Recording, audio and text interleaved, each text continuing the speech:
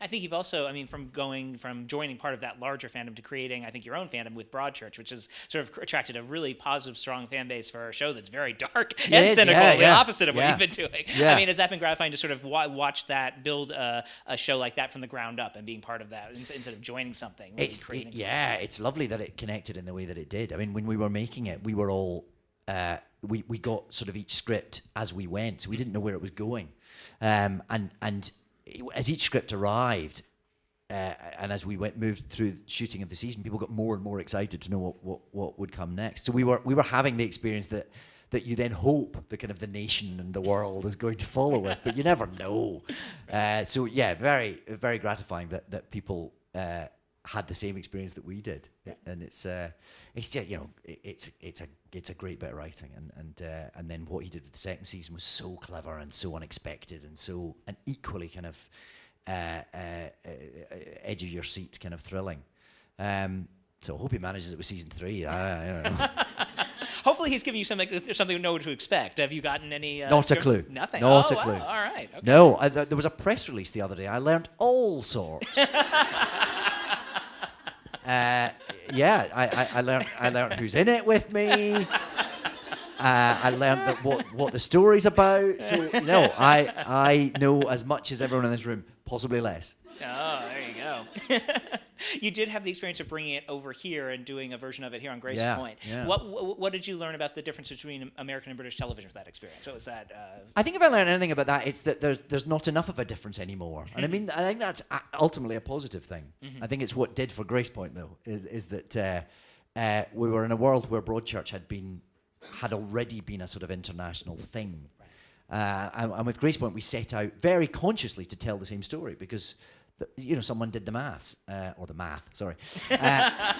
and said, well, there's an enormous nation here, 0.2% of whom have seen this British show. Let's tell them that story. But actually, it had sort of gone wider than that, and probably because Gracepoint was really well made with some fantastic actors. I was really proud of it, but it just didn't get the kind of traction. I think because Broadchurch already filled that space, probably.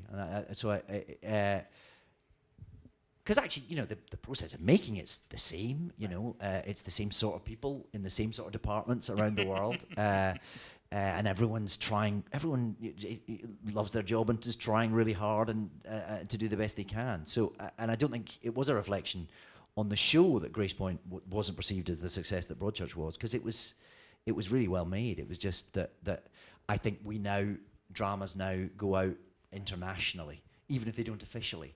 They do go out internationally, and it's something I think the broadcasters are running to catch up with. If something premieres in one country, get it on in the other country straight away, right? Because that's that's how we all expect to receive things now. It's why Netflix has got it so. They've just hit a moment and they've got it so right, and so we all watch House of Cards around the world together, and it's just part of the evolving nature of our industry, I guess. Right.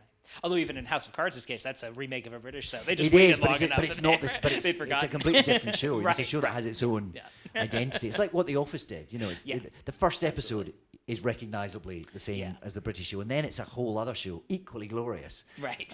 But very different show. And I think that's, I think that's probably how we need to reuse those formats now, if indeed that's what we do. Right. Now, I know you're not just saying nice things about Netflix because you work for them on Jessica Jones, but let's keep saying nice things about them because we want them to bring you back somehow. Yes. Because my year's free subscription runs out about now. So if they want to send me another one of those lovely cards they gave us on day one of Jessica Jones, I'd be very grateful. But if joining the world of one fandom was enough with Doctor Who, suddenly you're in the Marvel fandom, and that's a whole other kettle of fish and super powerful fish. When you signed on for it, was part of the attraction the idea of doing a villain after doing the Heroes for Song? I guess so. I mean, I did what they asked me to do. It wasn't like they said, "Who do you want to play?"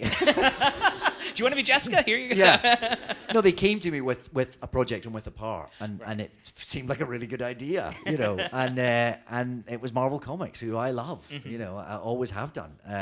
So it was very exciting to be part of, and also hard not to be aware that they were the sort of biggest entertainment franchise in the world.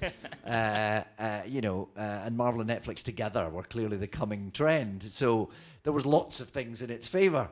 But ultimately, you just go, this is an amazing character with an extraordinary set of given circumstances, and the scripts are really well written. Of course, I'm going to want to do that. Yeah. Right. Were you upset? I mean, you had something of a costume with the purple suit. Do you wish you'd had a supervillain costume in that? Well, I did about hearing about the role and then finally catching up with the showrunner and the exec to sort of talk it through. I did have a couple of days of thinking, am I going to be painted purple every day? Is that going to get really boring by week 3? Am I going to destroy pillowcase after pillowcase? It was very quickly put out of my mind that was going to... It wouldn't really fit the world of Jessica Jones. It's a very sort of real-world superhero show. It's very gritty. It's very adult. Very adult. Don't let your kids watch it. I suppose that was never going to really be the way that they would portray that character. But there's lots of nods to it, as you say. Yes, I think we got through every purple suit on sale in Manhattan. It was decided I would never wear the same suit twice, so that set the costume department quite a task. I suppose that became something of a costume. But yes, I think probably being spared the purple makeup every day was ultimately a blessing, I think.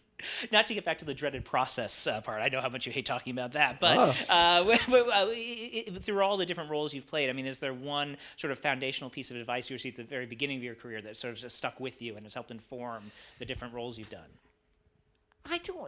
Not really, because every job has a different set of challenges. There are more sort of, there are. If I've been given good advice, it's more practical. It's about, there are too many of us. You're not as special as you'd like to think you are. So be on time, turn up, learn your lines, be nice, don't make a fuss, get on with it. Which I think may be simplistic, but is advice that many actors should take. Just because, to be honest, most actors do. And there's a sort of myth that actors are sort of rather precious and rather difficult, and occasionally that's true. Mostly it's not, because mostly actors have come up through the ranks and realised that it's tough and that there aren't enough jobs and that there are too many of us, and that we're very, very lucky to be getting paid to do something that we would probably do for free. Don't tell the union. Most people recognise that and are just, and everyone, and people work hard because they want to, because we enjoy what we do and we want to do it as well as we can, the other stuff is just sort of gets in the way.